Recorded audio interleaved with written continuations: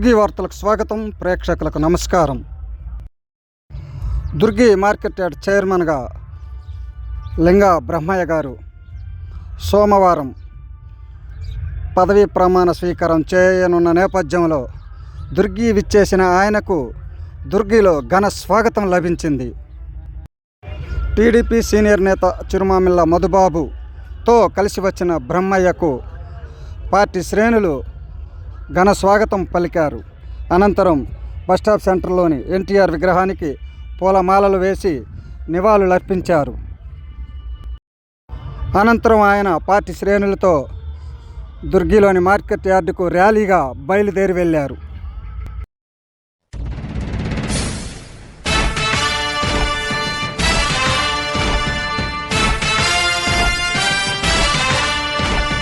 కదలి రండి తెలుగుదేశ కార్యకర్తలారా, త్యాగాలకు వెనుదీయని దేశభక్తులారా.